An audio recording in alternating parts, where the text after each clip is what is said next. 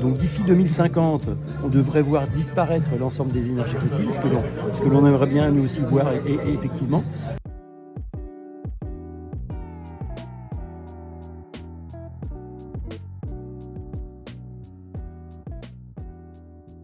L'ensemble de la filière est mobilisée pour atteindre cet objectif. Voilà. Donc on a des installateurs, des distributeurs, des mainteneurs et évidemment des industriels qui font énormément d'efforts pour proposer les meilleurs produits possibles, qu'ils soient installés dans de bonnes conditions. Et donc pour ce faire, les installateurs sont régulièrement formés, ça c'est important. Nous, on préconise également une maintenance annuelle, donc une fois par an, de l'ensemble des équipements, pompe à chaleur RR, pompe à chaleur RO.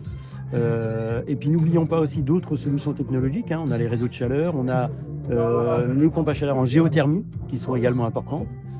Voilà, et tout cet écosystème qui tourne autour des pompes à chaleur fera que on aura probablement gagné d'ici quelques années le pari de l'électrification.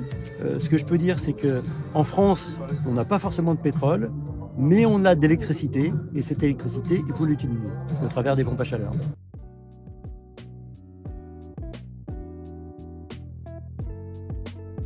Moi, j'espère qu'au niveau de la nouvelle structure du CEPAC, donc le fameux centre d'expertise pour la pompe à chaleur, j'espère que nous pourrons inviter dans certains groupes de travail les associations de consommateurs de manière à travailler la main dans la main.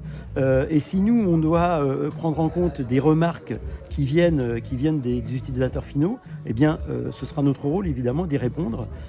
Aujourd'hui, pour ne rien vous cacher, je suis aussi responsable de la commission acoustique au sein de l'AFPAC.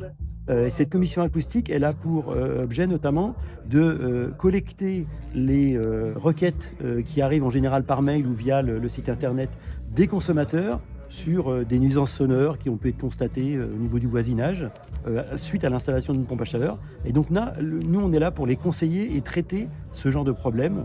Donc on travaille également avec le Centre d'information du bruit au niveau national, qui est un organisme sous l'égide du Conseil national du bruit, donc aussi sous l'égide du pouvoir public finalement, hein, et qui travaille pour informer les consommateurs sur les meilleures solutions à adopter.